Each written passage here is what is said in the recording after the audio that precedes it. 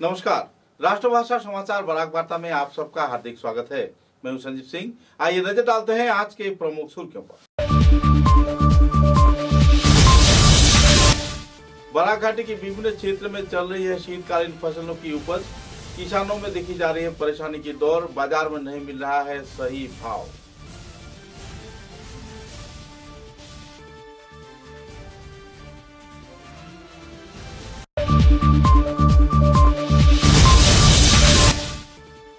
सिलचर में नंदिनी साहित्य चर्चा केंद्र की सदस्य सुनंदा नंदी पुरकास्त द्वारा लिखे गए किताब जीवन खातार प्रतिपाताएं किताब का आनुষ্ঠাनिक तौर पर किया गया उन्मोचन। कला साहित्य के विभिन्न पहलुओं पर वक्ताओं ने किया आलोचना।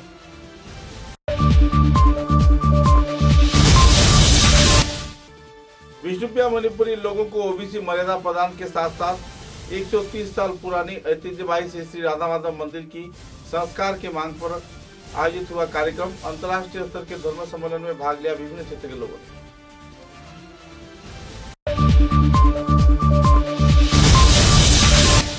क्रीड़ा सामाजिक व सांस्कृतिक संगठन खोज के उद्योग से 10वां डॉक्टर लुत्फुर रहमान स्मृति गुणीजन संवर्धना कार्यक्रम में उमड़े बराक घाटी से उत्तर पूर्वांचल के सितारे। लोगों में देखी गई खुशी की माहौल।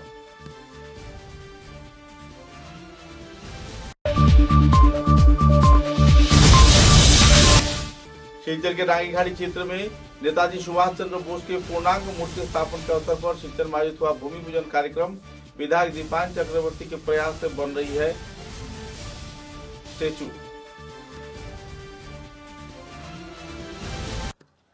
नजर डालते हैं आज के विस्तारित समाचारों पर। एक तरफ जहां बराक घाटी के विभिन्न क्षेत्र में तथा नदी तटवर्ती इलाकों में शीतकालीन फसल की बड़े पैमाने पर व्यापार हो रहा है, तो इसी दौरान किसान भी इन दिनों जूझ रहे हैं।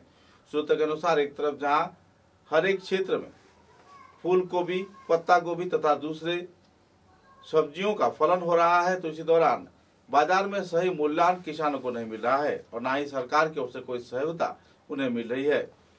पानी की समस्या, खाद की समस्या, बीज की समस्या आदि समस्याओं की भिड़ंत में किसान इन दिनों कगार पर पहुंच गए हैं, लेकिन फिर भी अपने प्रयास से दिन रात मेहनत मशक्कत कर बराक घाटी के विभिन्न क्षेत्र में लोग फसल उपजा रहे हैं। किसानों में इस फसल उपजाई को लेकर काफी खुशी की माहौल देखने को मिल रही है। सिलचर की बेरंगा क्षेत्र में भी कुछ ऐसा नजारा देखने को मिला और बातचीत के दौरान किसानों ने झेले जा रहे परेशानी के बारे में भी पत्रकारों को अवगत करवाया। राज्य व केंद्र सरकार से बेरंगा दूसरे खंड क्षेत्र में कई इलाकों में बोरिंग টিউব बिठाए जाने का मांग भी किया। আপনাদের সবাইকে কৃষি দর্শন অনুষ্ঠানে স্বাগত জানাচ্ছি। আমাদের সঙ্গে রয়েছেন দাদা, ওনার সঙ্গে আমরা কথা বলবো। প্রথমে আপনার নামটা জানতে চাইবো। আমার নাম নুরুল হক লস্কর। আছি বেরেঙ্গা এলাকায়, আমার সঙ্গে রয়েছেন নুরুল হক লস্কর, একজন প্রবীণ কৃষক। উনি অনেক পুরনো, এখানে প্রায় 50-60 বছর ধরে ওনারা এখানে সবজি করে আসছেন। আজকের যুগে কেমন করে চলছে কৃষি এবং উৎপাদন সে নিয়ে আমরা কথা বলবো এবং জানবো যে কি করে এখানে বিভিন্ন ধরনের ফসল আমরা দেখতে পেলাম। ফুলকপি, বাঁধাকপি, ফরাস, বেগুন, আলু এবং ক্যাপসিকাম, অনেকগুলো জিনিস আমরা এখানে দেখতে পেলাম। কেমন করে চলছে উৎপাদন আর কেমন তাদের হচ্ছে মুনাফা, কিভাবে তারা সরকারি যোজনা পাচ্ছেন না পাচ্ছেন না, সমস্যাগুলো কি, আমরা আজকে কৃষি দর্শন অনুষ্ঠানে এইসবের একটা খবর রাখবো এবং দর্শক শ্রোতাদের আগে বলে রাখি আমরা। আচ্ছা নুরুলবাবু, এই যে সবজি করছেন আপনারা, কি কি সবজি করেছেন আপনারা? তো ফুলকপি করলাম এই পুষ মাসে।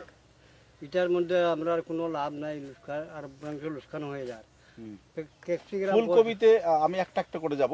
ফুলকপিতে আপনারা কখন চারাগুলো লাগিয়েছেন, কি সাহায্য পেয়েছেন, কতটুকু উৎপাদন হলো, কি কিভাবে চলছে? না, সাহায্য তো কিছু নাই, আমরা সাহায্য কিছু নাই। আমরা নিজে জমিন নিজে চাষ করছি, নিজে এটা সারা কিনে আনছি বাজার থেকে, আনিয়ে এটা আমরা নিজে লাগাইছি।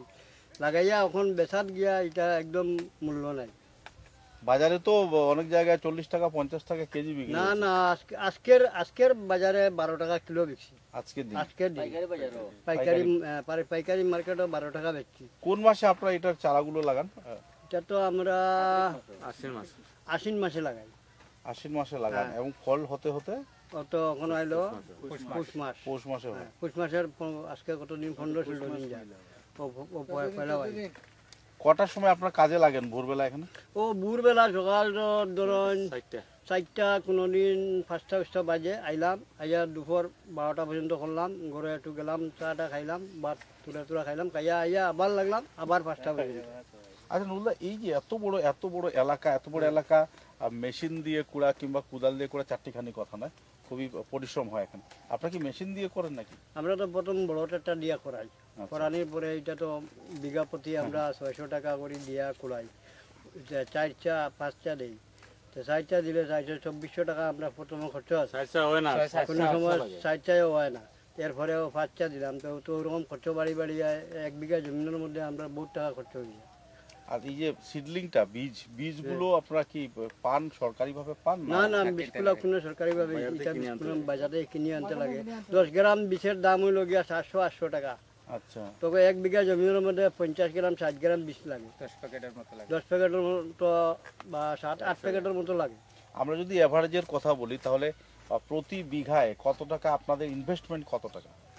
ইনভেস্টমেন্ট তো বিঘা প্রতি না 30,000 ফুলকপি 30,000 টাকার মতো খরচ আছে। তো সেই জায়গায় দাঁড়িয়ে আপনারা কি পান, লাভটা কি পান? তো কোনো সময় দাম বাজারে যদি ভালো হয় তাহলে 4-5 হাজার টাকা পাই, আর না হলেও তো রানিং ছড়িয়ে যায়, রানিং খাইয়া যাই, আর তো লাভ নাই, মোটামুটি যান বাঁচানি কোনো মতে, মানে বেঁচে থাকার একটা বাঁচিয়ে থাকার একটা উপায়, মুনাফার কোনো না।